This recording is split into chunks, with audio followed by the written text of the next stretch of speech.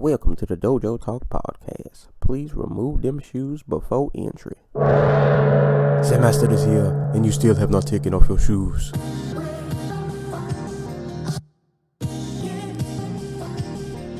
Yeah.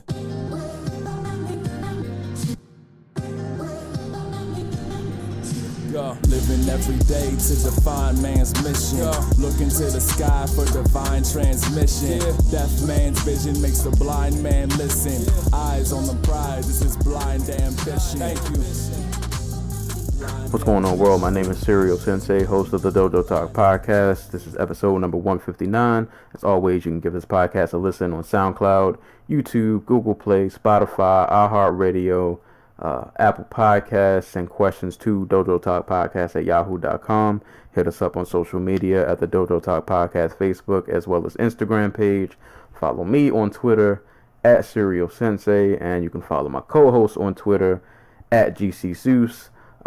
This episode is actually the other half of the conversation from last week's episode, which if you didn't listen, last week we did a mailbag episode, and that episode as a whole ended up running really long, so we just chopped it in half and made it 2 episodes. So we let the mailbag episode be its own thing. That was episode number 158. This episode 159 is technically the first half of that other conversation, where we actually did focus on fights. So in this episode, you'll get to hear discussions about Glory 71, Glory 72.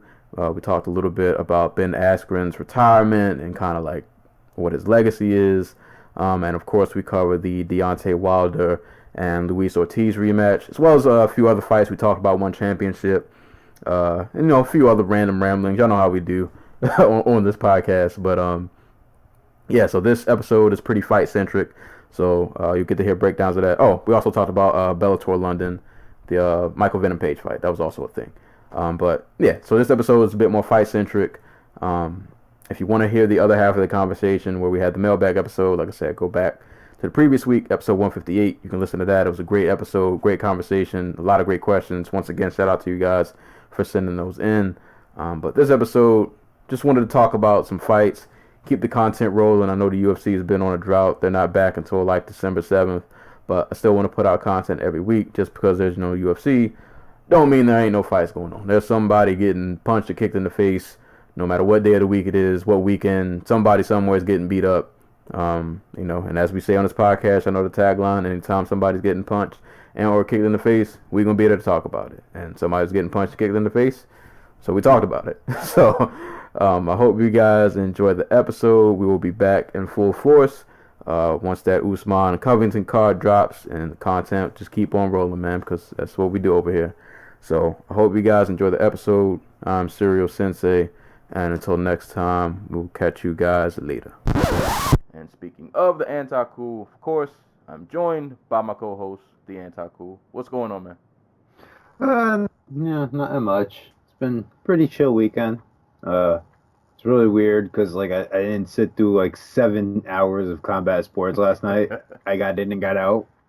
It was late, but I got in, I got out, went to sleep. Yeah. So, it was weird. Like I said, didn't watch 7 hours, but I still went to sleep absurdly late. And I'm still tired this morning. That's because the West Coast are a bunch of bitches. Yeah, y'all got have your cards at 3:30, man. Oh, we need to have our fight happen at 8 o'clock so we can all watch. I don't know. Well, no, it'd be 9 o'clock. We need our fight to happen at 9 o'clock so we can all get home from work on a Saturday. It's come on. Yeah, y'all are trash. Y'all trash. Listen, man, on the East Coast, we got to brave through it. There have been times I got home from work and almost missed the main event because they don't care about us over here. Y'all aren't special. Give it the program, man. But, yeah, no, even with the lack of UFC, I still had fun this weekend. And throughout the week, I still found myself finding a lot of fights that I either forgot were happening or didn't know were going on, and it was still a good time. But before we get started, shout outs to the listeners. A lot of y'all from the West Coast, so. I feel like we insult at least one group of listeners. Yeah. know, or every episode. So somebody yeah, has to get it. every episode. Yeah, we still love y'all, but it's tough love, you know. But still come back. The top cities for the week. Once again they do this thing where somehow Brooklyn and New York aren't the same thing. So once again, Brooklyn, you guys apparently are your own entity. So you are the number one listener base for the week. Number 2, New York. Number 3, San Marcos, California. Number 4, how do you say this? Albemarle? I'm definitely butchering this. Albemarle, North Carolina. So shout out to you guys. Number 5, Concord, North Carolina, and tied for number 5 was also Mountain View, California. So shout out to you guys. But still, man, on the West Coast, man, y'all, move your fights up, man. We're tired of staying up until like midnight because y'all want fights at your special time. Same for basketball. Like, I'm tired of these 10:30 games. That's why I never watch like Lakers games or anybody. Like, come on, man. This is why the league's ratings are down. You send LeBron James to the West Coast, and all of a sudden, like, no one wants to stay up till midnight to watch him freaking sit out 10 minutes at the end of the game. Yeah, y'all gotta get it together. But this episode will be a little different, a little more, I guess, loose in format. I sent the bat symbol call to the world to get some questions so we could do this mailbag episode because there were, as you guys know, there won't be any UFC again until, December 7th, I want to say? Yes. But the show must go on, man. We still got content to put out. Just because there's no UFC doesn't always mean there's no podcast. We still got fights and other miscellaneous things to talk about. But I sent out the back call to get some questions, and you guys responded. And I want to thank everybody who sent in questions. That'll pretty much be the crux of the episode. We'll still go through news and notes because there are a few news stories and things to talk about. But pretty much the main portion of the episode will be you guys' questions. So once again, thank you guys for everybody who submitted questions. And we will get to those in a few. But start things off. We will start off, of course, with our What's on Your Mind segment where we have any random non-MMA related things or anything, just something random just to kick off the episode to talk about, and we can ramble about for a few minutes. So, Anti-Cool, do you have anything on your mind this week? And plenty, but none of it makes for an interesting conversation, to be honest with you. I think I mentioned this podcast before, the Behind the Bastards podcast. And if you're listening to this, you shouldn't be listening to any other podcast. I mean, what else do you need? All right. But, like, we're at the WWE, we got a bit of everything. I'm sorry. I don't know if that's a good thing. That's a reference to a story where, like, Vince McMahon once caught one of the writers for WWE watching, like, I think it was just like some random sitcom on his laptop, and he got really mad at him. He's like, "Why are you watching this crap? Like, just watch wrestling. We have everything you need. We got comedy, we got drama, we got romance." He got really upset. Romance, probably some racism in there a little bit. I mean, Bobby Lashley is cucking the shit out of Rusev right now with his actual wife. Like, Lana and Rusev are married in real life, and the storyline on the show is that Lana just left Rusev for Bobby Lashley. It's the most awkward thing. I want that to be Bobby Lashley's gimmick from now on. He just goes around and breaks up relationships. I feel like even if that gimmick stops, it's probably just going to follow him forever. Yeah. I mean, it's the kind of thing that does. Yeah, but the podcast Behind the Bastards is a recommendation because I've been listening to it religiously for like the past month, and I'm almost through all the episodes. It's a podcast about the worst people in history, their stories, I think I told one of them on here about the Yeah, guy who, talk about the scammer dude. the scammer dude, who is like my favorite of all the people on this because literally everybody else is like a Nazi or like insane. Um, he does episodes on Kim Jong Un. Does episodes on Mike Adams. If you know who Mike Adams is, I'm so sorry. Um, he's like the low key Alex Jones. L. Ron Hubbard, Bashar al-Assad, Gary Young. Gary Young, the fake doctor who drowned his own baby and then found essential oils. Mm. Yeah. He thought that when the baby's like connected to the umbilical cord, all they really need is warm water because the umbilical cord gives them oxygen. So he left his baby, like his newborn baby, like his wife gave birth in a hot tub, and he just left the baby underwater for an hour, and it drowned. That sounds like And the he didn't worst go. kind of like bro science. Like, Mm. like where did you get that from? I don't know because he's not like he's not even one of those doctors who tried to go to school. He's like he grew up on a farm, and he was like, I don't want to be a farmer anymore, so I'm gonna be a doctor. God. Yeah, but yeah, no. So if you want to learn about like I don't know the payday loan industry, um, how chiropractic was founded to be like a religious cult, and the guy who founded it was like he said he got all his information from Ghost. Yeah, go check it out because that's the thing. There you go. Don't go to the chiropractor.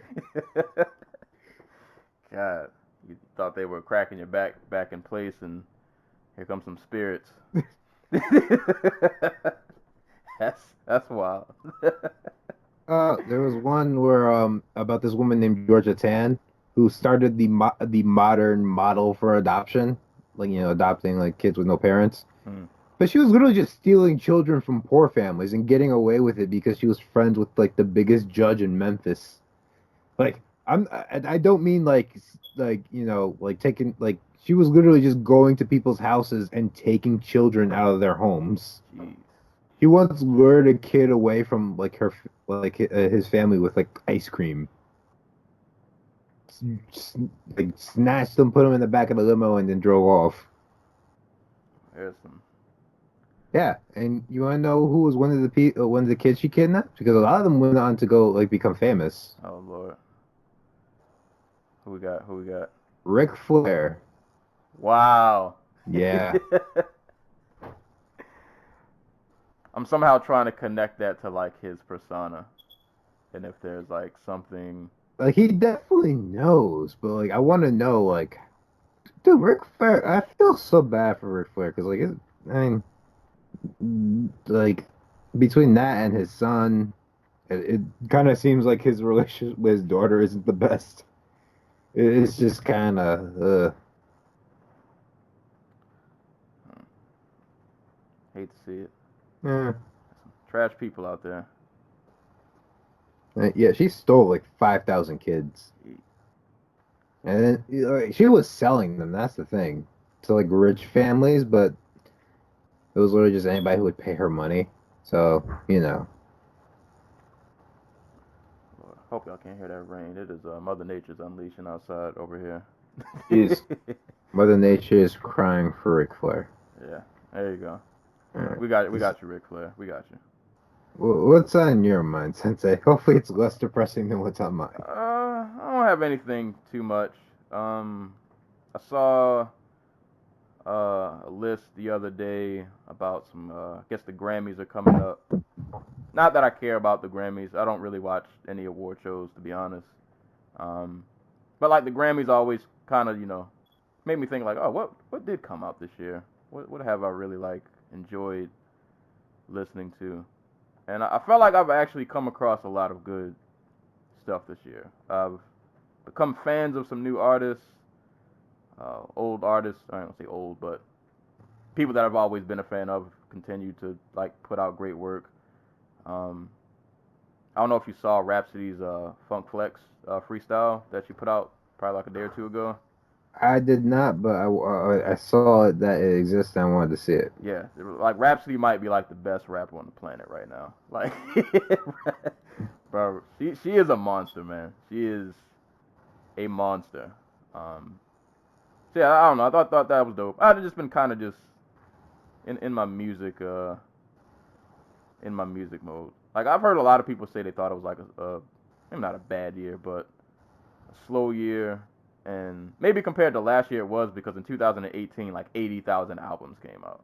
And even though that's kind of the case every year because there's just so much music in general, but like last year it was like every week like somebody new was just constantly beating you over the head. And this year was a little more subdued, but there was still some great projects. Like Rhapsody's Eve was really good. Little Brother came out of nowhere. They put out one of the best albums this year. I still need to get one of those Blackness t-shirts. I need to get some of their merch.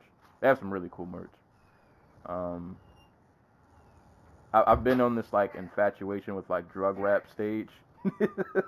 Like I've been in this mood where either I want to hear just really aggressive street drug rap or just like really smooth R&B. And thank God I've just stumbled across Benny the Butcher, and he's been like my favorite rapper this year. Was he in the jail, or was he the one who got shot? No, was it West Side Gun who got shot? I can't No, remember.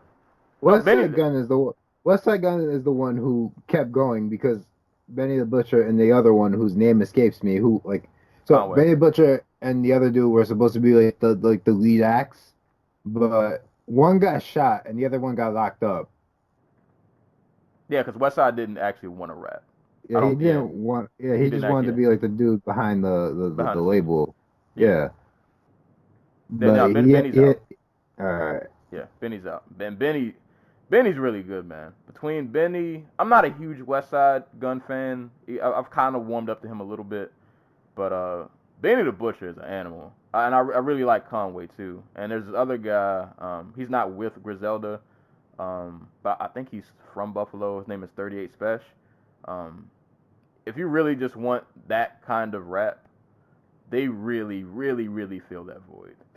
They like do it really, really, really well. And there's been some good R&B this year, man. Sir from TDE, his album Chasing Summer is amazing. There's another artist, I don't know where he's from, but his name is Gallant.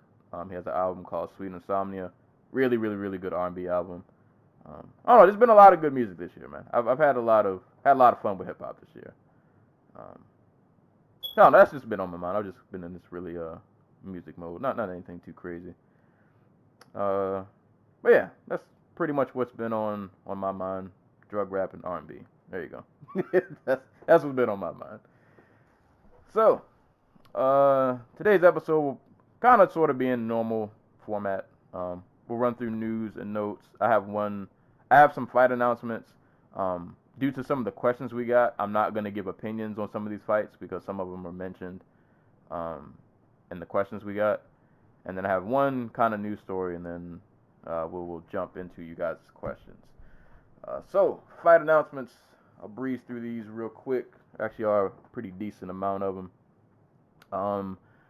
At UFC 247, at least I'm assuming that's from the articles I read, that's what this event is supposed to be. UFC 247, which is supposed to take place in Houston on February the 8th. We will have John Jones. He will be back defending his light heavyweight title against Dominic Reyes. Also on the same card, Valentina Shevchenko will be defending her flyweight title against Caitlin Chukagian. And in a really bizarre matchup that I don't think any of us asked for, but my God, am I here for it, and I'm going to watch it, and for some reason I'm like excited to see how this fight turns out. Derek Lewis is fighting Ilir Latifi, and I don't know why this fight's happening, and to be honest, I don't care why it's happening. Like, it's kind of madness. This is like this is such a wonky heavyweight fight, but like it's heavyweight. Like these are the fights we get. These are the fights you want. Yeah. I want Ilir Latifi hitting a German suplex on Derek Lewis. You know what was wild? I actually didn't because when this fight first got announced, I thought, for some reason, I always thought Latifi was shorter than he is, but he is actually like 5'10". Because how tall is Derek Lewis? He's still going to be, I feel like he's still going to give up height. But I don't know, I imagine him being a lot shorter than 5'10". Who?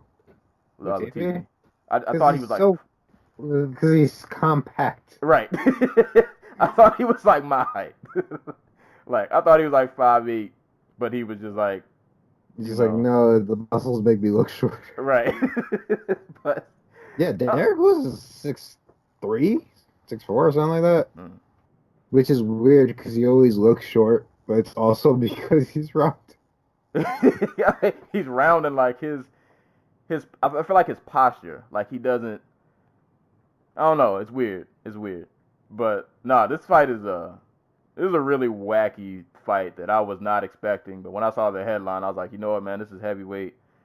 Let's do it. Like let's do it. I'm with it. I don't know who's gonna win. I really don't. Like I want to say Lewis, and I want to be confident in that pick, but this is heavyweight, man. Like wacky things just kind of happen. But that's going down. So that card looked like it's shaping up to be pretty good. At UFC Raleigh, we'll have Rafael Dos Anjos against Michael Chiesa. At UFC 246, this is looking like that's what that card is going to be on January 18th. I believe this should be the first card for the UFC for 2020. We will have Alexa Grasso versus Claudia Gadelha, Sadiq Youssef versus Andre Fili, and I don't know if this fight is official yet, but it's at least in the works. We'll have Macy Barber versus Roxanne Modafferi. So that looks like that's a solid. I don't know what's going to be the headliners. I don't think any of these are the headliners, but What card is that again? the articles I said it's looking like it's going to be UFC 246 on January 18th, and that'll be the first card of the year. That's the card they want McGregor Cowboy on. So I think 247, like that numbering is contingent on whether or not Conor Cowboy gets made for the 18th. Okay. Yeah, and that's why. Yeah. Okay. Yeah, that's why they don't have an actual like name for the event yet. So it's either gonna be a fight night or it's gonna be UFC 246. Right. Yeah. So yeah, the fights we listed, they're official. The events are, yeah, like Anti-Cool said, contingent on some other factors. But as of now, that's what I have. So that's what I got. But nonetheless, those cards look like they're shaping up to be pretty good. In the last fight I have mentioned, the GOAT Dave Branch, he has resurfaced. He'll be fighting Alexander Shlemenko in a Russian promotion called RCC on December 14th. And Alexander Shlemenko has been having a lot of like wild fights outside of Bellator. If anybody's been keeping up with him, he's been having some really fun scraps. I'm looking forward to that fight. I feel like that fight could be a lot of David Branch is gonna like win like the first 3 rounds. He'll be able to like out grapple him, and then Shlemenko is just gonna land like spinning back fists from nowhere, and like the fight is over. But yeah, I can see it. We'll see though. I like that matchup though. I really like that matchup. So that'll be at RCC 7. I don't know how to watch RCC, but it'll pop up somewhere, I'm sure. It's a pretty, outside of the UFC, that's a pretty like high profile fight. Do you have any news stories? I only have one, which will be a little conversation, but I'll let you go if you have any. Let me check the machine.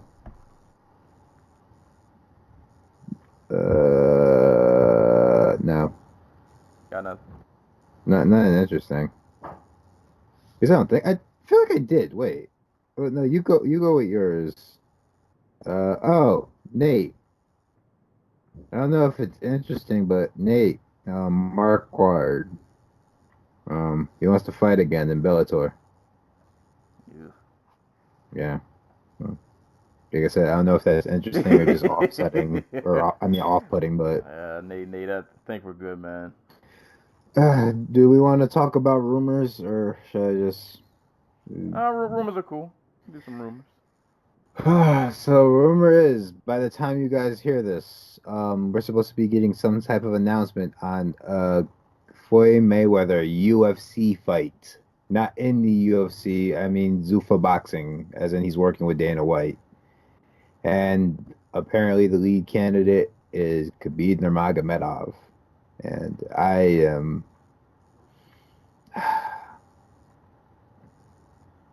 I mean, I hate is that not a I, Zuffa fight?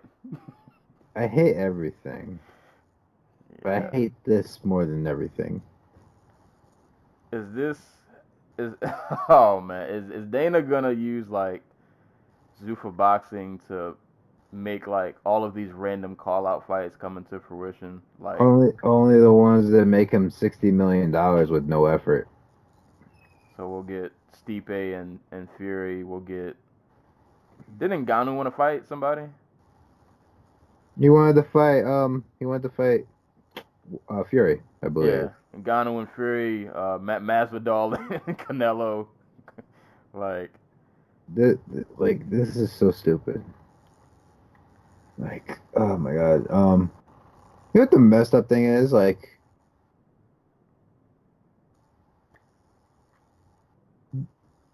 if you're a UFC fighter, you don't need the UFC to do this. Like, they're doing this because McGregor did it, and it made them a nest of the money, and they want to cover their bases so that no matter what you do, they have their hand in it. Because they did not promote, like, I don't think they put up any money for that fight. Like, that was all pure profit for them. I, I don't know. Yeah, I don't know, man. It's I talked about this on Twitter when all these random call outs were happening between like insert MMA fighter versus insert boxer. So I saw a lot of people complaining, and rightfully so. Like, you guys can't. You're not gonna beat any of these boxers. Like, I'm sorry, you're not. You're not walking into the boxing arena. You're not beating Floyd. You're not beating Canelo. Like, it's not gonna happen.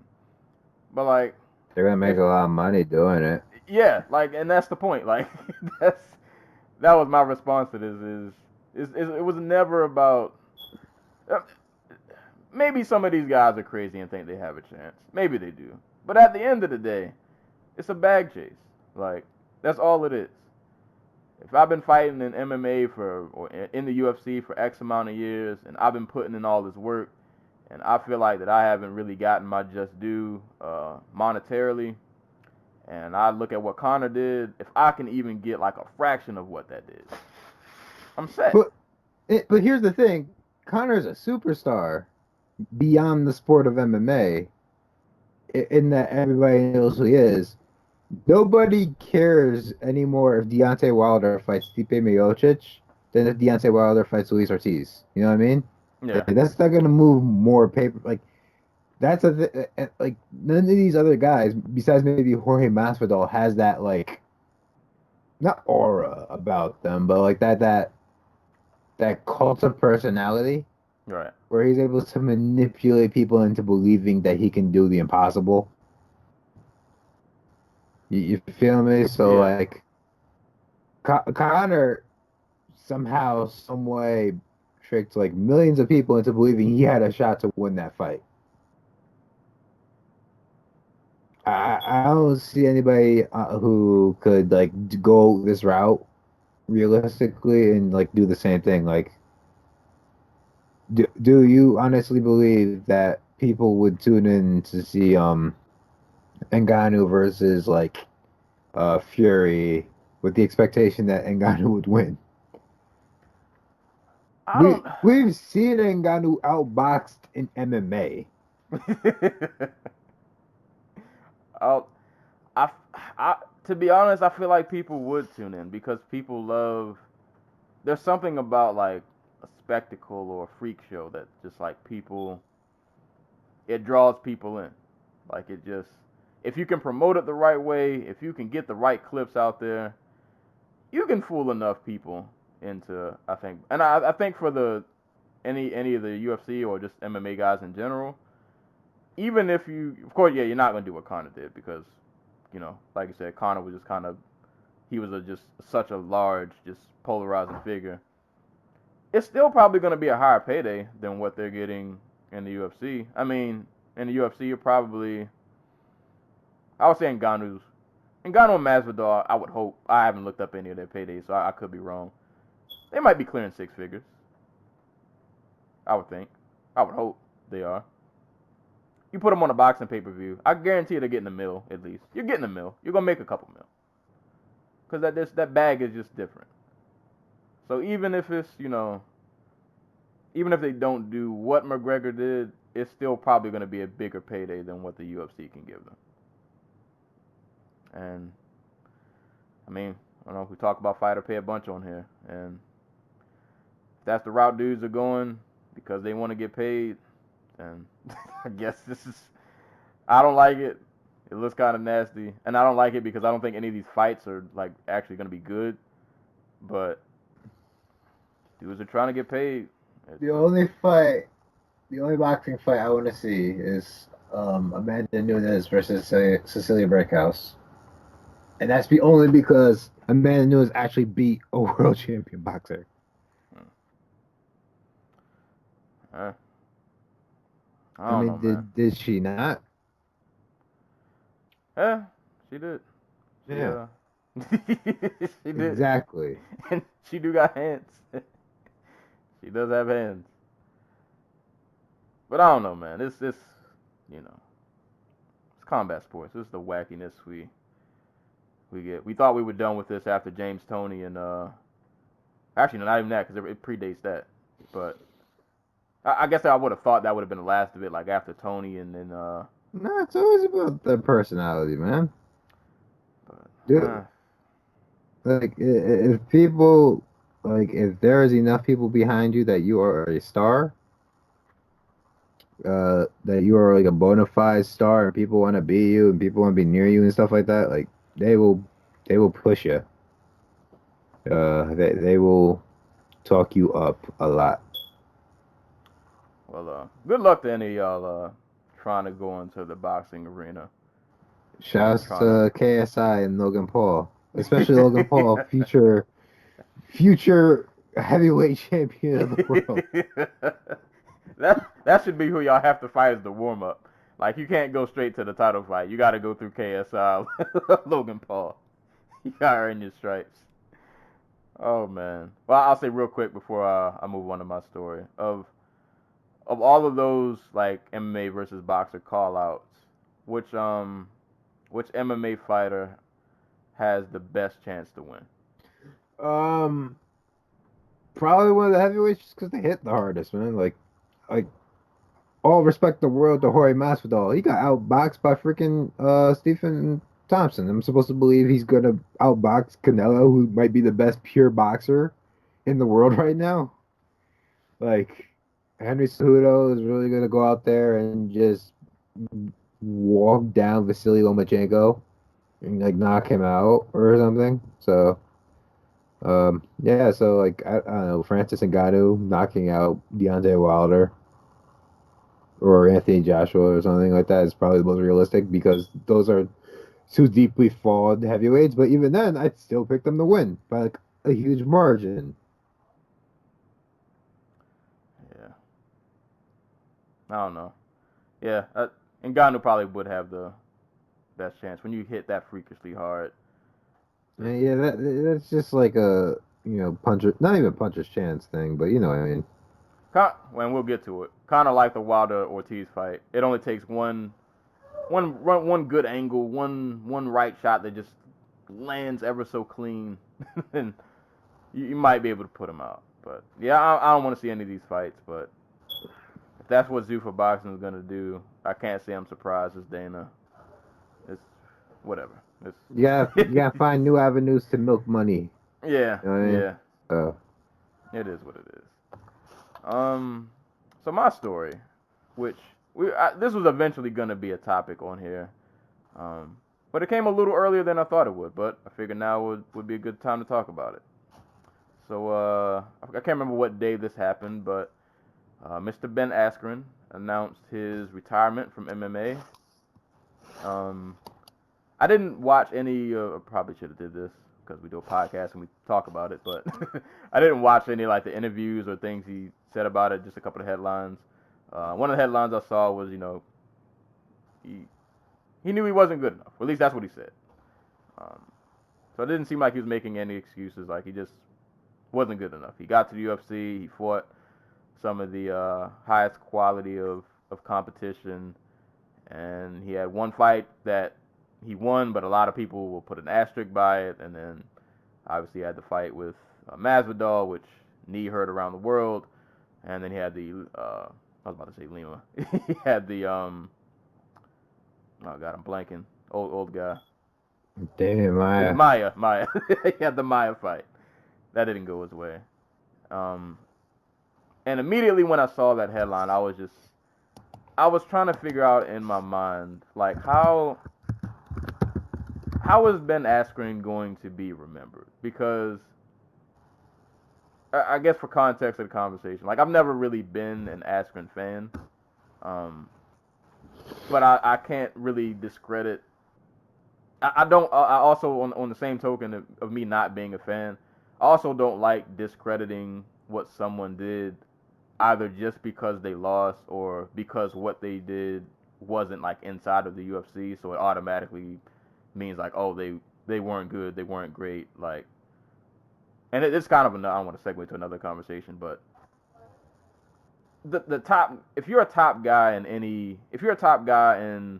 Bellator, UFC, one, I'm thinking some other like major hitters.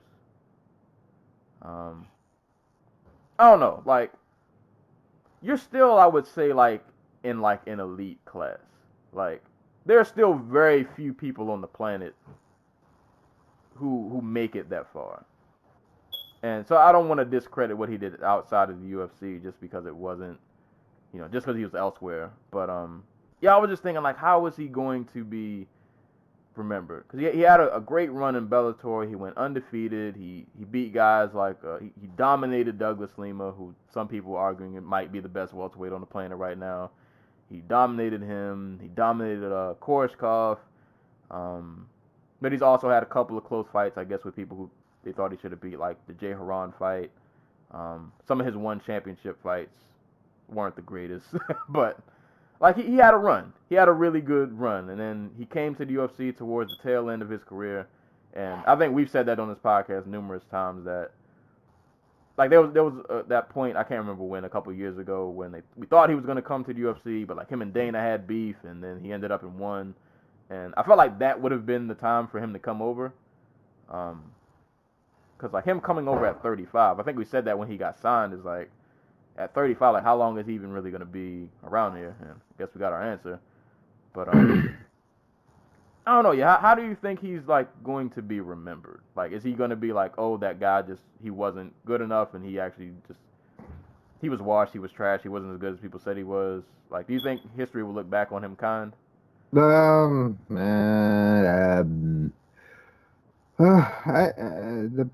think it depends a lot on like what his post-fight career is like. Like, if he's out here like still throwing like, still doing like the boom roasted stick, probably not. But like one of the things I joked about is like I wanted to go back to doing Agon wrestling, which is just like, dual meets. So, best wrestler calls out best wrestler, and they meet in Agon, and they get paid, and kind of like Morris or something. But if he commits himself to that, like, he like, I see him being remembered more fondly. Yeah, like I remember freaking being upset that he didn't come back in like 2013 when he got released from Bellator. Dude was, what, 11, 12 and 0, Olympic wrestler. And he was only like 29 years old, like 29, 28. Like, should have came over then. But yeah, it's so weird because like he was, between the time he was traded and now, has been so short. And like with somebody like Eddie Alvarez has the wins, like both inside and outside the UFC, and he's got he wasn't fighting in like one. Now he is obviously, but like he was fighting in the Bellator. He was fighting in Japan. He was fighting like he was. Yeah, Eddie was out here. Yeah, Eddie was out here. Like and like there was something like to be honest, he was just a more fan friendly style of fighting. Right. So like Eddie Alvarez obviously is going to be remembered more positively, but like Ben Askren's run as an actual like star or draw in MMA is so short. It's literally from the time he got traded to now, and and like you said, like there's been controversy or setbacks every step along the way. So it's really hard. Like I think he'll be remembered fondly by those who do remember him, but I don't expect him to stick around in the public consciousness too much. You know what I mean? Yeah, it's weird. It's weird because I saw a lot of like instant reactions after that headline, that article got posted, and a lot of people just kind of like instantly wrote him off, like, oh, he was always trash, and I was like, well, I can't. For me personally, I'm like, oh, I can't say he's always trash, because like Douglas Lima's like one of my favorite fighters on the planet, and he trashed Lima, so I can't say he was trash. Even though I wasn't really a fan of him, I didn't find him super entertaining to watch, but like the man was very effective at what he did, you know, up to a point at least. I don't know. Yeah, it's he might be one of those guys that kind of he won't have a universal like. It's really gonna depend on who you talk to. I think it depends on who contextualizes his history moving forward. Like, is Ben Askren going to be remembered? Because on the one hand, you got the UFC, who basically, okay, you have the UFC who basically is just gonna run that Masvidal knocking Ben Askren a highlight out until the end of time, because who wouldn't? Right. And then you have the media, who, from what I can tell, like most of them are on friendly terms with Ben Askren. Like that. So you know there's them, and then there's like us, like the fans, like and how we remember him and how we contextualize his history, and like stuff like there's like stuff like Jack Slack's like for casual series is so important. You know what I mean? Because like some kid who is literally just getting into MMA right now is gonna look at a highlight of like, okay, who has a fight coming up? Alistair Overeem for casuals. Like, okay, I don't know anything about this dude other than he's big and brawly. Like teach me. You know what I mean? Right. So like it's going to be, it's hard to tell. Because like there's no, I'm not gonna say like, and even I think the people who think positively of Ben Askren think positively of him because of all the stuff that happened to everybody else who like around him. You know what I mean? Like you know, like we said, Masvidal is now a freaking superstar in the sport because of Damian Maia finally got over his thing of losing to wrestlers because of him. Yeah, and the people who didn't like Demetrius Johnson are happy because they got rid of Demetrius Johnson. So, like, there's that. Like, those are people who probably going to think about him positively and speak about him positively in some way, shape, or form. So, but like I said, I think it's going to depend a lot on what Ben Askren does in retirement. Yeah. And we'll see. It's only been couple days, some maybe a week. So yeah, we'll see. But I will say that trade, man.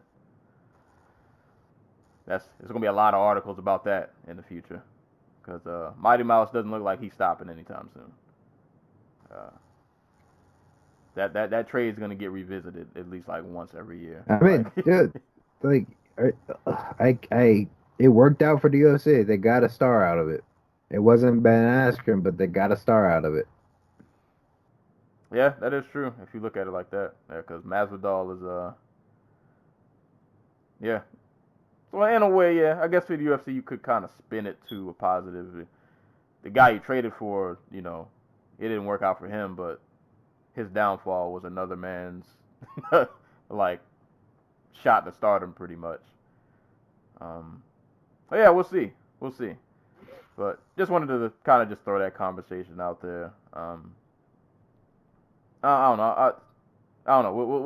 We'll see. But peace to Ben Askren. Hope post life career treats you well. But Bring moving back on. Aegon Wrestling, damn it. There you go. That show was fun. I don't know, like people always talk about like, wrestling being like, no, that was fun. Who was the dude Askren wrestled? It was Quentin something. And Quentin Wright, who was like the NCAA national champion that year, and who was like 2 or 3 weight classes bigger than him, and then he just beat him like 20-6 or something. It was freaking great. Hey man, Ben Askren, because there aren't any like wrestling anything on Fight Pass, is it? Is that a thing? No, not that I know of. Hey man, throw that on there. Y'all have we got jiu-jitsu. Y'all have Meta Morris on there for the longest time. They didn't even pay anybody. Right. Get some wrestling on there. Hey man, yeah. Let Ben Askren be the head of that movement. He'll probably do really good in that lane. Yeah. We'll see what Ben Askren does in his post retirement. All right. So move on to the dojo breakdown. We'll talk about some fights real quick. I'm gonna kind of run through these, and then we'll get to Wilder, Ortiz, and then we'll get to these questions. Did you get a chance to watch any of Glory or Bellator? I saw Denise Kielholtz drop and then submit that Turkish girl. In Bellator, I saw the Michael Venom Page knockout. I saw the main event and co-main event of both the Glory fights, and I saw the main event of one. All right. So we'll and obviously I saw the heavyweight title fight between Luis Ortiz and Deontay Wilder. we saw a decent amount. Even though there was no UFC, like there was still a lot of hands being thrown this weekend. So I'll kind of run through these cards really quick. We'll elaborate on what we need to elaborate, but probably won't spend too much time on them. Main event, we'll start with Bellator London, headlined by Michael Venom Page and Gianni Malillo. I don't know if I'm saying that correct. Guy. Yeah, victim. It was supposed to be MVP versus Derek Anderson, but Derek Anderson pulled out. So they found Mr. Gianni Malillo wherever they found him. I mean, in typical MVP fashion, you know how MVP's fights go. This was kind of no different. And it just ended with a nasty overhand right, and Malillo was looking up at the ceiling. He didn't know what was going on, and it was over. Yeah. All I'll say about that fight, because I don't want to spend too much time on these. Like I liked it, and I can't fault MVP for this fight because like Derek Anderson had to pull out, and even though I want to say Derek Anderson is getting a little bit older, he's still like a quality opponent. Like that's a guy in Bellator who has put on good fights. Somebody who won't just kind of sit and be a punching bag. But I would still like to see like MVP needs to be fighting like the Koreshkovs and well I know he can't fight Larkin because Larkin has a fight coming up, but like the Koreshkovs of the world, the one God, I can never remember the Russian guy, the one who fought Eric Silva. I cannot remember his name. But like there are some good quality welterweight opponents that he can be fighting. So let's not baby him. Yes. So any longer. So I didn't realize this until somebody pointed out on Twitter. MVP is the same age, I think, or he might be older than Kamaru Usman, but he started his career 7 months before Kamaru Usman did. So, a little 2 welterweights a little divergent in their career paths. I might want to get the ball rolling a little faster. I mean, he is only 32 years old. And as he gets older, those quick twitch and a lot of what his game relies on, that's gonna slow down. Mm-hmm. Because a lot of what he does is predicated on like timing and like distance control, and a lot of that is based on like his movement and his speed and his ability to just kind of get in and get out really quick. If that starts to slow down, his fights might start looking a little different.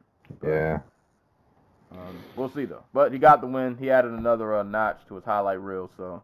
And there's few people in the sport who take full advantage of a squash match like Michael Venom Page. I'll give him that.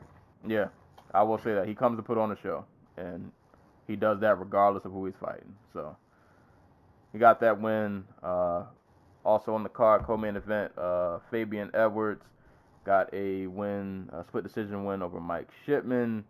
That's brother of Leon Edwards, for those who don't know. A good name to have on his resume. I think this fight still showed that he still has some work to do, but still looking like a pretty solid prospect, sitting at 9-0 now. So shouts to Fabian Edwards. Also on the card, we had Soren Bach getting a unanimous decision win over Terry Brazier.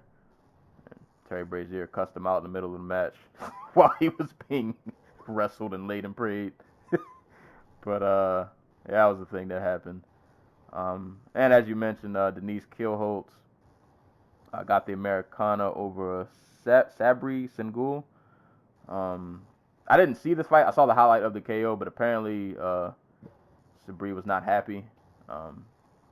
She said something to the effect of kickboxing, not MMA. At least that was the quote I was seeing running around. Oh, yeah. So apparently she didn't know this was an MMA fight? I don't know. Or like she thought that they were just going to stand and bang. I mean, they did stand and they did bang, and she lost that exchange right. too. So I don't know why like, she's upset. Right. It's like, it doesn't matter what you thought this match was. You would have lost. Like, you would have lost either way. It wasn't. You blitzed forward and got caught with a right, and you were staring at the floor. Yeah. It wasn't going good either way for you, buddy. Shout out to Denise Kielholtz. She's 4-2 now. Oh, I didn't even realize these two were fighting on this card. What's his name? Robert Whiteford and Sam Cecilia.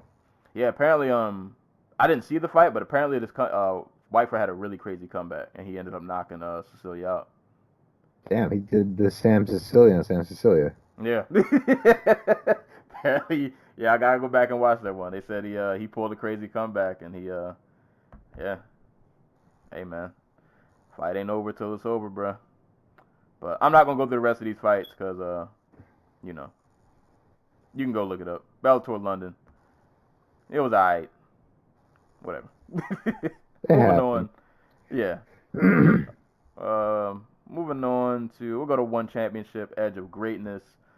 I'll let you talk about the main event because I only saw one fight on this card, and it was not the main event. Damn, you missed a great one. Yeah, so I actually have a couple of questions for you before we hop into this because I do not watch a ton of one because just it's a lot. I know. It has nothing to do with like one is the product because their product has been very good. Or even like the shady shit they do behind the scenes. It's just like there's always some shit going on, and like as much as I hate to say it, Muay Thai and kickboxing, which is the two things they're genuinely great at booking, tend to fall by the wayside when there's big boxing and big MMA. But does one have like a different rule set for like Muay Thai? I don't know what to be honest, I don't know what their rule set is for. I only ask because like I've seen some like back when I was like first getting into martial arts and stuff. I used to watch like stadium Muay Thai all the time, and that's very different from like for example, a guy will probably talk about Petch, like Petch versus Van Nostrad, right? Like Petch who fought in in Thailand, way different from the one that fights in Glory. And obviously there's a different rule set and everything like that. But like this fight, there was no clinching whatsoever. So I was wondering, like, is that a fact? Is that a factor that they're fighting in MMA gloves?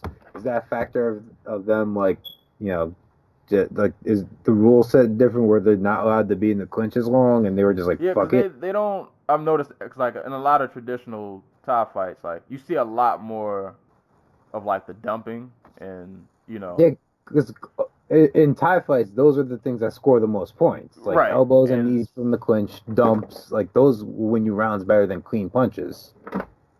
that I would have to look up because I think one does have like an official rule page on their website.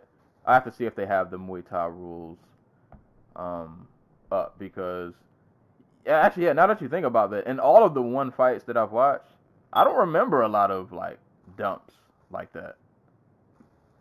Yeah, that might not be a thing. But as for the actual fight, Nong-o versus Simon Pech, Fairtex, absolutely fan fucking tastic fight.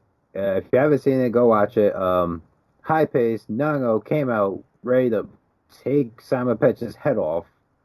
Dropped him twice in the first or second round, and Simon Pech came back in the following round and fought his ass off. He was I think he was still losing, but by the fourth round knockout punch was akin to watching Robbie Lawler knock out Rory McDonald in their rematch, where it wasn't even a particularly like amazing punch. Like he had great foot, Nong-o had great foot position on the punch, but like it was not, it wasn't even that it was slow motion. It was just like a right hand. It was a straight right hand across down the middle. And you can just see Simon Pech as he's falling, like all the lights shut off. Yeah, it was something else. It was a great fight. Absolutely worth a watch if you haven't seen it so far. There you go. Yeah, I saw some clips and highlights, and yeah, one's Muay Thai fights are normally really good. Like you said, they know how to book those. They're normally pretty entertaining every time out. Yeah, shout out to Nong-o. Got that win. Bantamweight The only champ. fight. There you go. The only fight I saw, which I honestly don't remember that much, was the co-main event, Amir Khan versus Ev Ting.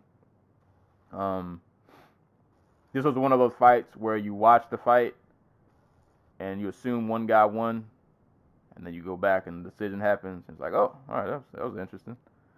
Because Ev Ting was the one pushing forward for a lot of this fight, really bringing the aggression. Probably, I'm pretty sure, landed most of the cleaner shots and combinations. Amir Khan spent a lot of this fight either trying to grapple or just kind of backing up and circling out. And I guess you would have thought that maybe Ev Ting won, but hey man, one judges, I don't know what happened. But Amir Khan got the win. I think he was on a skid, so good win for him. A lot of people weren't happy with it, but hey man, that's life.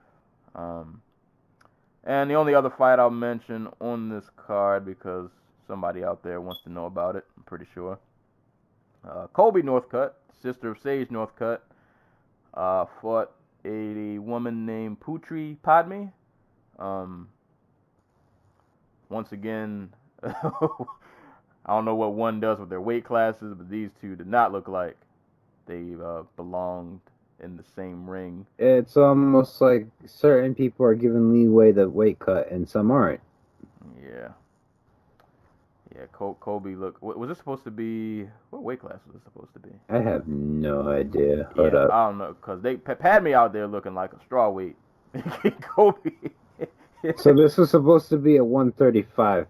No. And if I remember correctly, Kobe was as an amateur and even on the pro scene, she was a featherweight. Yeah. So it might have been like a bantamweight fight that was like at 145. You know what I mean? Padme looked like a flyweight. I mean, she probably is a flyweight. Yeah. Kobe looked like she had her by like a good 20 pounds.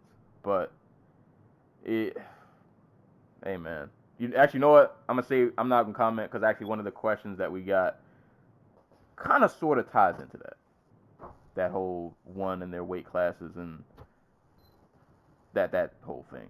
But Kobe won, so you know, it is what it is. But like the Anti-Cool said, go check out the Nong-o and Sampatch Fairtex fight. All of one of the Muay Thai fights are normally pretty on point, so go give that a look if you get the chance.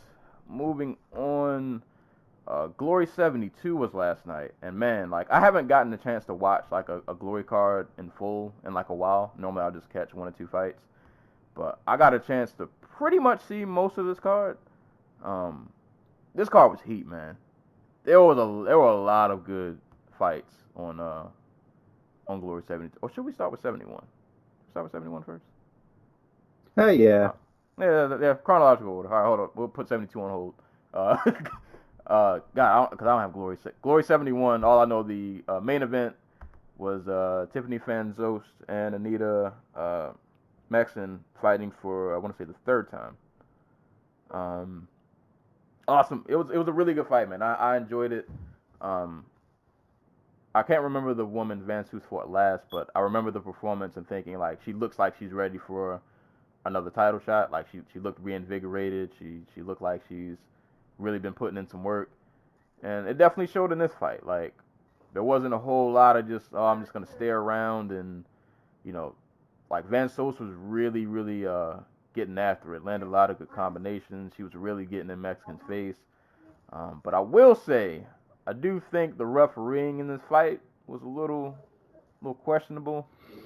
Because Van Soos got away with a lot of those spinning back. She was trying to do the spinning back fist, but the rule in Glory is that like it has to land with the fist. It can't be forearm or elbow. And she definitely got away with about a good 3 of those. Yeah. And there was one point where I think the ref even said or mentioned that he was close to taking away a point. And then she did it again. And I thought he was going to take a point, and he just said, hey, watch out, that was really close. And it's like, all right, man. Like, like what are we doing?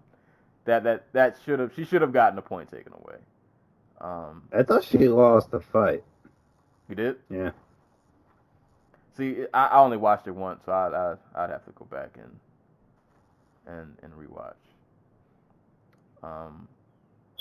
Do you remember what round you gave who to, or just kind of an overall thing? No, I just remember thinking like, I don't know, it kind of felt like they undersold a lot of Mexicans' offense. Like she was like, there were exchanges where like Tiffany Van Zost was landing, but like it felt like Mexican was landing like the harder punches or the more significant strikes, and from commentary it sounded like they were really pushing for Van Zost. Like it was close enough where I'm like, oh, okay, it's not like a robbery, but it's like, oh, I thought Mexican won, Yeah, it was not. Yeah, it wasn't a wipeout by any means. Especially a lot of those early rounds, like those first two, I want to say they were like really close rounds that you probably could have given it either. I don't know. Maybe we'll fought 3 times. I mean, it's kickboxing. You can go fight as many times as you want. Right. Yeah. We'll get part 4 2020. But not really good fight. I didn't see. Did you catch anything else on that card? I missed everything else. I only saw the main event. I watched the co-main event. Wait, let me just pull up the card in front of me. So I think those were like light heavyweights. I want to say. I'm trying not to get confused. Is that the? Because I watched like 4 fights between the 2 of them, so I don't want to get confused. No, it was the heavyweight fight between Benjamin Adegbuyi and D'Angelo Marshall. So that it was a really good fight. Marshall came out strong. I thought he was winning the first round, but he got knocked down at the very end of the first, and it ended up being a 10-8 for Adegbuyi. And like it was a really strong competitive fight, but like it just felt like Adegbuyi found his rhythm by the end of it. You know what I mean? He was landing really hard with the body kicks, like really hard. So yeah, no, solid fight. If you're gonna watch Glory, this is one of the fights you should watch. Not one of the fights that had like the American versus the American fighters on it, because Yeah, those can be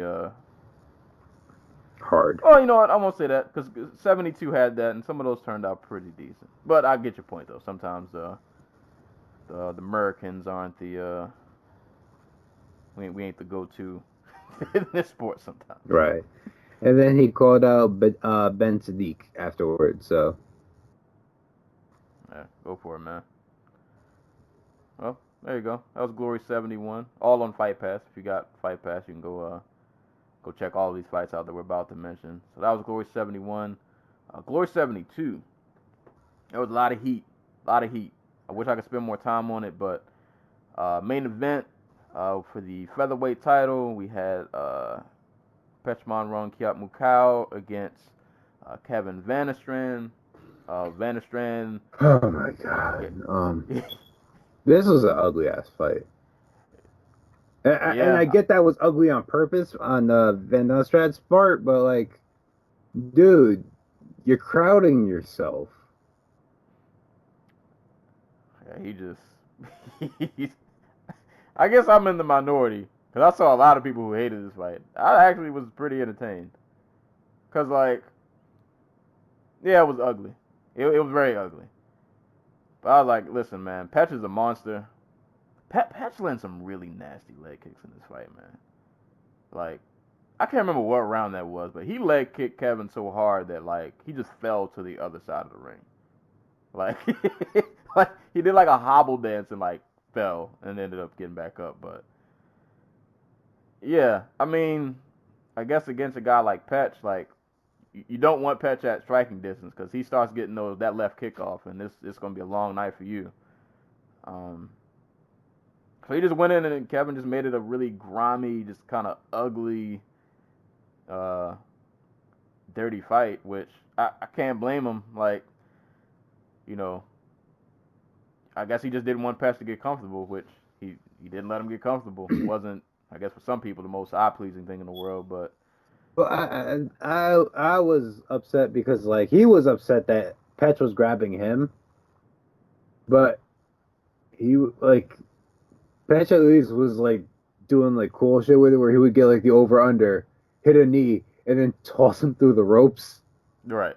You know, like that type of fun. Like Van Nostrad was literally just punching, like basically just throwing himself at him, and then tying up, and not doing anything with it. Like it was a real like. Ugh.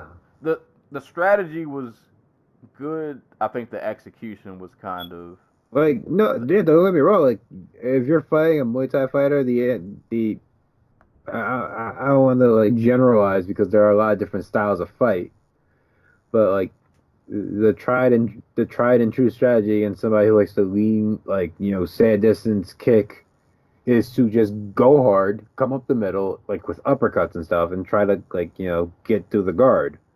That did not happen here. Vanessa was pretty content to just like throw himself into the clinch exchange, and then he got. And then he got upset when it happened to him, which I didn't understand.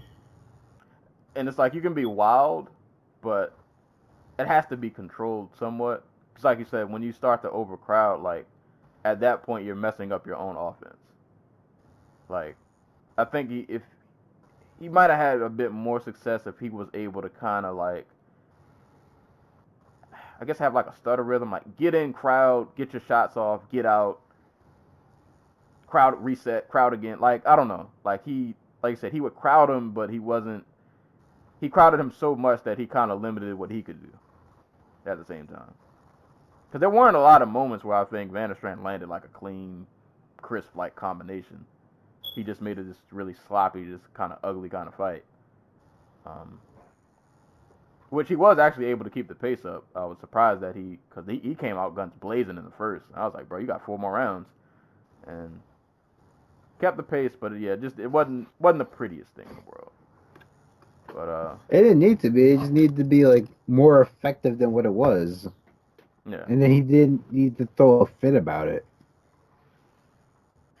And props to Petch, because even though it was kind of this ugly, grimy kind of fight, like, he still made it work.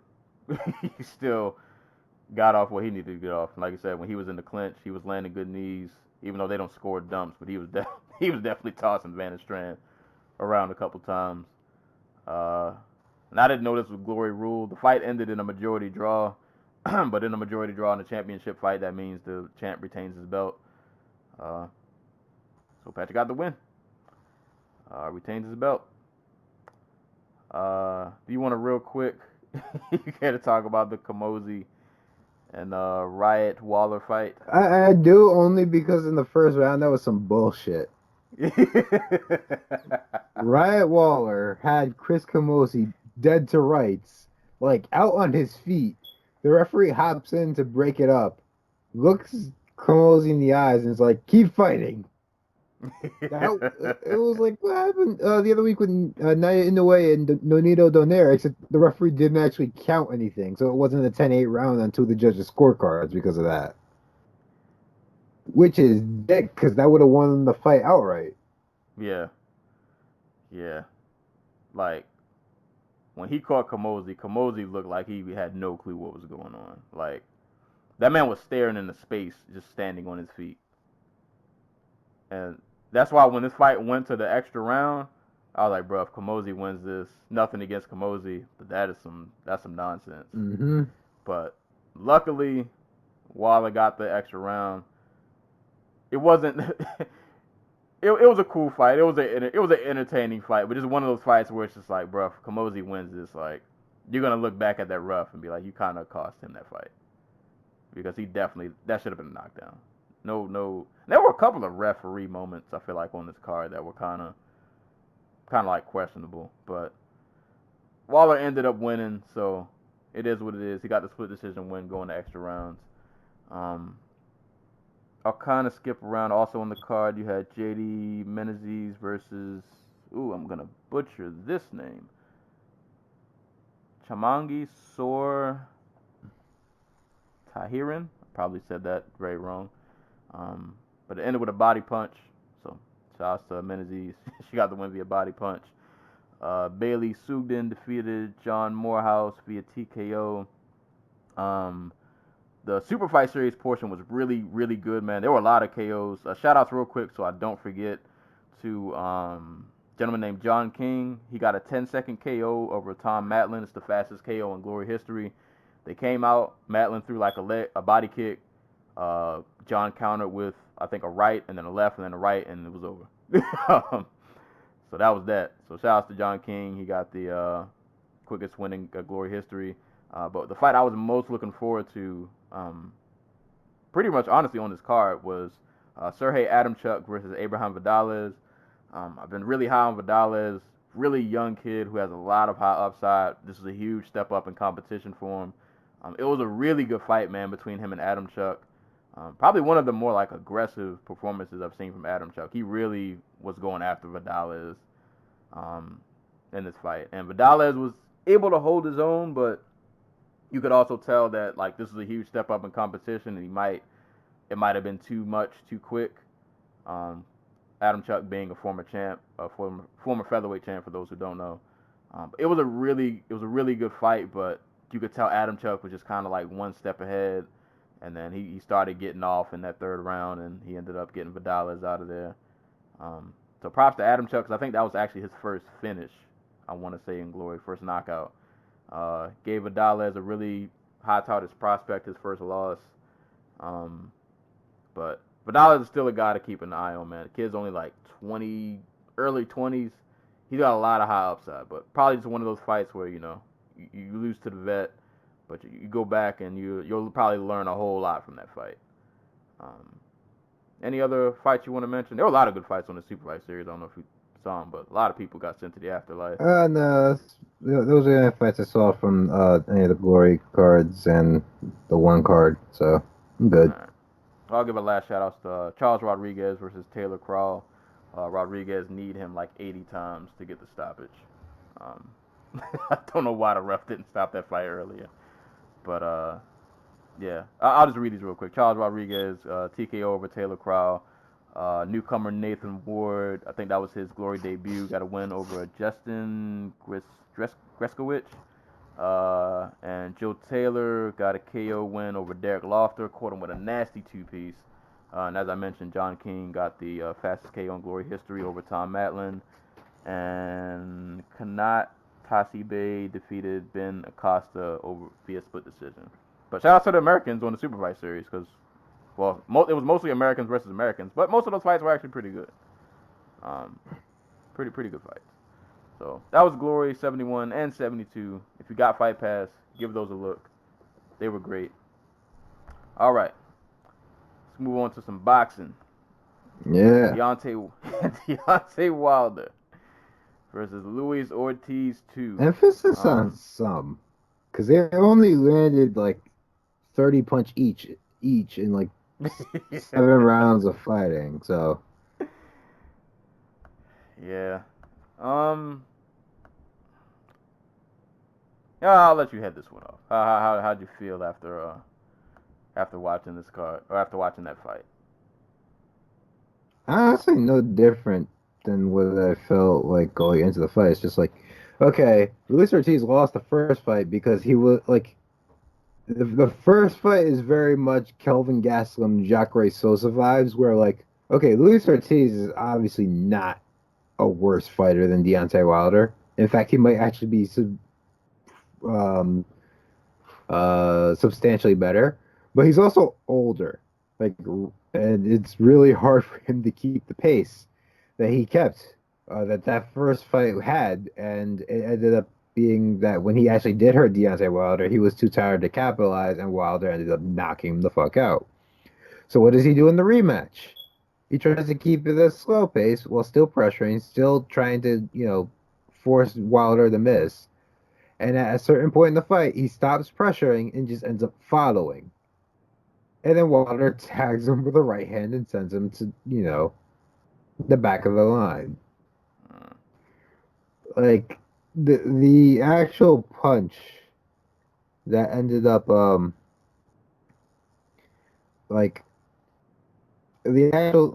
sequence that ended up in the fight was literally just Wilder blissfully circles away from the ropes while sticking his hand out,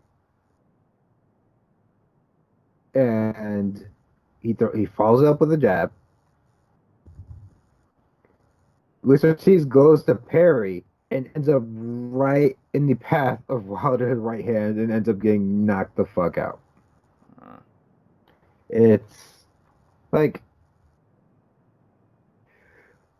there are certain aspects of Wilder's game that are really underappreciated. Like, I still think he's a good boxer, but like, it's great at setting up that right hand. He does not get enough credit. It's not so much a trap as it is just like he springs it on people. But he will hide that punch for 7 rounds and then spring it on you. And it's such a change of pace that you won't have time to, to process it before you get knocked out. Yeah, because it's not like early in the fight, he wasn't even really showing it that much. He didn't show it at all. Yeah, like he pawed a lot with like his left jab.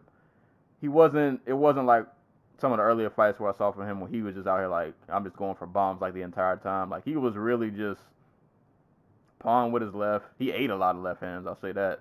Ortiz caught him with a lot of overhand left, straight left to the body. And Wilder was just kind of out there, just kind of like, just kind of chilling.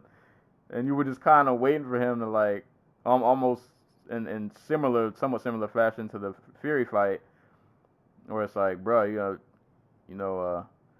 gotta start fighting back, man, because these rounds might be getting away from you. But like, when you have that, and to kind of piggyback off what you said, like, a lot of people I saw like, oh, Wilder's a bum, he's only got that power. But it's like, bro, that's still a talent. Like, a lot of people have power and don't know how to use it, or how to set it up, or how to, like, it's one thing to have the power. It's another thing to like, I know how and when to use this, and if I land, like, I can't fault him. Dude is just naturally just the man's right hand was just like crafted from like some it was just different. ancient holy material or something. Like, He is just different. yeah, that's a scary. Like people give him, and I think that's part of it too. People are giving him too much respect. Like you have to. The way I see it, there are two ways to go about beating him. You have to get him to show the right hand and make him miss with it, like Fury was doing. At certain points in the fight, not the parts where he got knocked down. Or you just gotta crowd him. Like he is 220 pounds. Like, yeah, bro, take away the right hand by taking away his space. Mm-hmm. And that is actually kind of hard because, like, while he doesn't have the best footwork in the world, he is surprisingly agile. Like Ortiz was pressuring him the whole fight, and I don't think he at any point he was able to close the distance with Wilder's back along the ropes. You know, Wilder kept that left kind of just pawed out there. Mm-hmm. Like, that's the other thing. He's super freaking long. Yeah, so like you can't. As good as like Ortiz was, he was landing some decent shots, but it took him a while to kind of work his way like inside to even land them because, like I said, like Wilder's so long, you can't just. For one, he's long. For two, that is definitely not the guy you just want to rush in. Like, you got to be careful what you're doing because obviously we see the man lands one, and you're staring up at the ceiling. Life's not so good anymore. Wilder's scary, man. That is like I've seen a lot of guys in all combat sports with like power, but this is just different, man. Like this is like I don't know a lot of guys who kind of just wield like this nuke that he has, and it's like, and it's crazy because it doesn't matter what round it is. Like some dudes got the tactical nuke for the first 2 rounds, but if you get them tired, like their power just kind of wanes. Bro, he's got the tactical nuke on deck all 12 rounds. Like, it don't matter how much you beat on him. It don't matter how tired he is. If the nuke lands, it's game over. It's game over. The system shut off. The red ring of death, whatever you want to call it. Like, it's over. I almost feel like Ortiz got, like, lulled into, like, I don't say a false sense of security, but like the fight was just going a certain pace the entire time, and then Wilder kicked it up that one moment, and that was all it took. Yeah, no, that's what Wilder does. That is, God, I could not imagine. I really feel bad for Ortiz too, because it's like, man, like you were a couple of rounds away from, well, as long as no shenanigans happened with the judges, you probably would have won that fight. But coulda, shoulda, wouldas. But the fight ain't over till it's over. Ugh.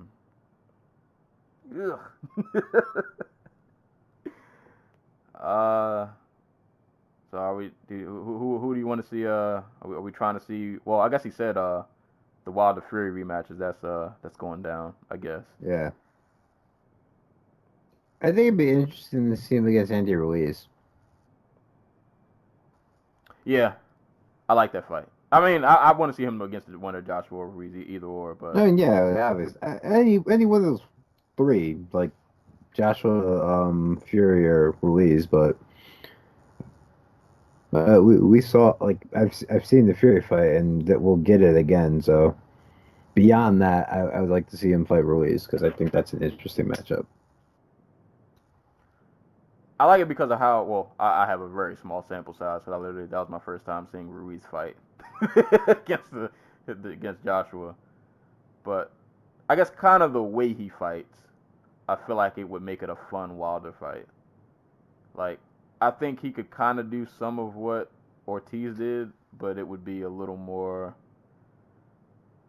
I don't know the word. Because like you said, they didn't throw a ton of, the punch stats were kind of wild looking at this. Wasn't like a super ton of like activity. I don't know. No, either way, any of those 3 would be fights I want to see. But Yeah, that Wilder boy, that right hand. I don't know. Feel bad for Ortiz, but it is what it is. You get hit with the nuke. You get hit with the nuke, man. Did you catch any of the undercard before we move on? I did, but it's out of my mind, to be honest with you. I'm kind of want to get to these questions. I'm interested what people want to know or want our opinions on. There you go. Let's do that. I'll read it real quick though. Leah Santa Cruz got a decision over Miguel Flores. Brandon Figueroa got a win over Julio Ceja, and a fight that I heard was really, really, really good. And Eduardo Ramirez defeated Ledwan Barthelemy via 4th round TKO. All right, that was all the fights and shenanigans of this week. So. Oh, wait. There was one other fight. Marcellus Wilder got knocked out by Dustin Long. Yeah, he did. Yeah. I just wanted to point that out. Good on Wilder for not letting it get to him. Deontay, that is. Or maybe it didn't. It got unleashed in that. Yeah, sure. He does seem like the type of guy who would not get down. He just get angry. Yeah, he held on to that boy. Yeah, his brother caught that nasty hook though. Ju Khan fought on DAZN too. I gotta watch this fight. It looked pretty good, but I was watching it in between glory. But hey there, this is Serial Sensei back again. Sorry the episode ended a bit abruptly, but like I said, this was only half of a whole conversation that we recorded that got chopped into 2 episodes. And if you would like to hear the other half of the conversation, please go back and listen to episode number 158 if you have not already. And you can hear the mailbag portion of the episode where we talk about who's hotter between Paige Van Zandt. Oh, I said Paige Van Zandt. I'm lying. Who's hotter between Rachel Ostovich and Tracy Cortez. We had questions about UFC fighters and mental health. What current champion could end up losing their belt. We talked about Jones versus Reyes. Lots of fun. Good engaging conversation with great questions from you guys. So if you want to hear that portion of the conversation, that would be episode 158. But if you've already listened to 158 and you just finished episode 159, just stay tuned, man. We'll be back next week when Usman Covington goes down and, back on normal schedule, back with the ball rolling. You know how we do. Content. We're always dropping episodes, man. Pretty consistent every week. So thank you guys for listening, man. I'm Serial Sensei, host of the Dojo Talk podcast. And until next time, we will catch you guys later.